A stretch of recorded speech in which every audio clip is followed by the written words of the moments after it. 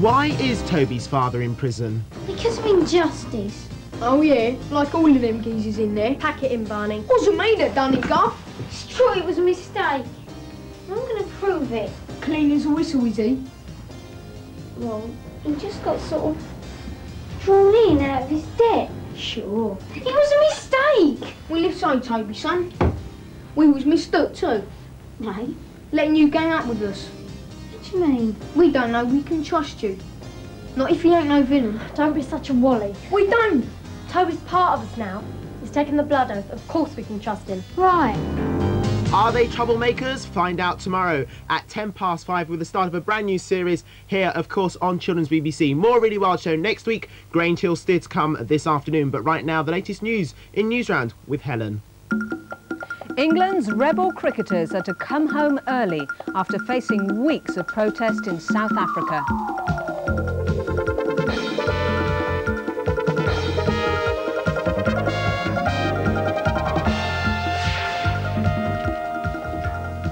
Hello again. The team of English cricketers who've been playing in South Africa despite worldwide protests have been told to cut short the tour. The decision was made after talks between South African cricket chiefs and protest organisers who say the tour has given support to South Africa's system of apartheid. The team captain, Mike Gatting, and the rest of the players are said to be disappointed by the decision to send them home. Here's more from Roger. From the moment the tour was first announced, there were protests, even interrupting the team's first press conference. The players are breaking an international agreement by sportsmen not to play in South Africa until it gave greater freedom to black people. British cricket chiefs and government ministers tried to persuade them not to go, without success.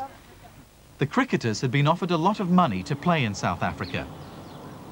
The trouble began at their very first match. South African police fired tear gas at a huge crowd who had come to demonstrate against the game. A few days later, another crowd of demonstrators who had not been given permission to protest were suddenly arrested by the police. But the protest continued, this time with permission.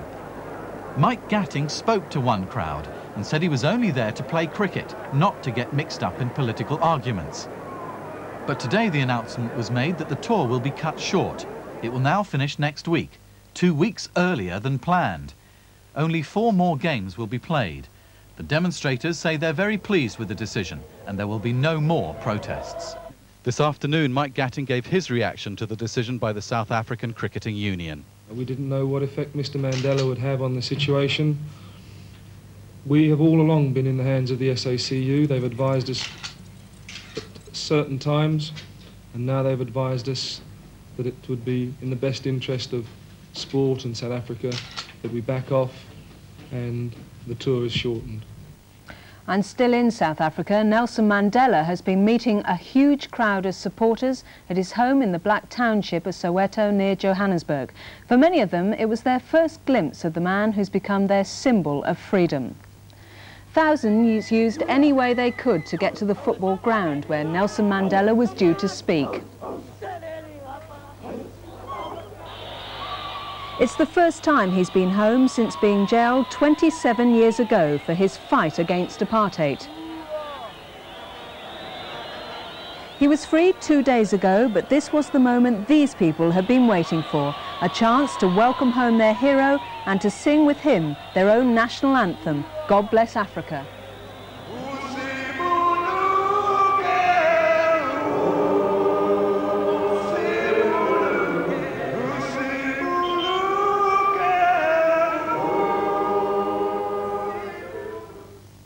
Now home news. Children at a primary school in the Midlands were sent home today because of rats. Health experts were called in to clear the rats out of Rosary Primary School in Birmingham, and its 300 pupils were given the day off.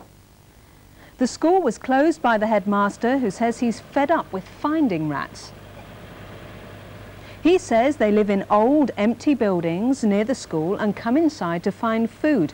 Inspectors did find 2 rats in a storeroom, but they say there isn't a big problem and the school should reopen tomorrow. 3 girls have become the first in Britain to join the Boy Scouts. Less than a week after the Scout movement decided to change the rules, the girls filled in their membership forms. And at the local pack meeting in the village of Walk in Northumberland last night, history was made. For NewsRound, Geraldine Flanagan reports. So without further ado... The ceremony in the tiny village hall at Wark marked the end of a long campaign by Gillian Ridley, Nicola Lowes and Crystal Wilson to join the Scouts. They're now the first in the country to be accepted for membership, and Nicola says they'll soon be doing everything that the boys do. With the Scouts, you get to go on adventures and do things that you've never done really before. So what was the reaction of the Scouts here when you came along first and asked to join? Well, I think that they might have thought that was a bit weird, but then they just gotten used to it and now they're all for it. I don't think girls and boys should be separated because they're not separated in school, so I don't see why they shouldn't be separated in Scouts. Do you think it'll cause any problems? Well, when it comes to skinning rabbits at Scout camps, things like that. You don't think the girls will be up to it? Nah.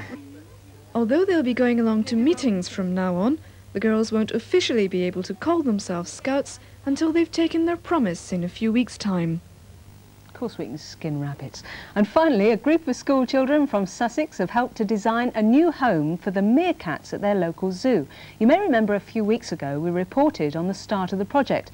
Now the plans are complete and building work has just begun. For NewsRound, Paul Welsh reports. The meerkats at Drusilla's Park Zoo in East Sussex are having to spend winter indoors because there's nowhere suitable for them outside. So, in their classroom at Weston Park Primary School in Lewes, these children have been designing a new all-year-round area for the meerkats. Katie decided they'd need a tree. They sort of live in a gang and they've sort of got a leader and they have someone who looks at from the tree in case anything might be coming. Duncan put in a special room where people can hide and watch the meerkats at play. Children go in here and they can see out this bit. And it's got some one-way glass, so children can see the meerkats, but the meerkats can't see them. The meerkats won't get frightened when the great big people come in. At the zoo, the final model was unveiled. This is it.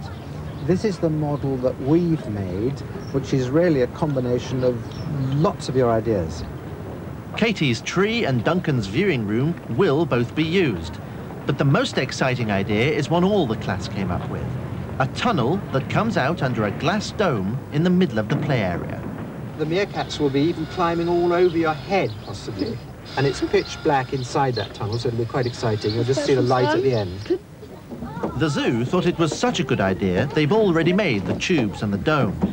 Now work's begun on putting them and the other ideas into place. Design one for Ed the Duck. That's all from NewsRound for today. See you around the same time tomorrow. Until then, bye-bye.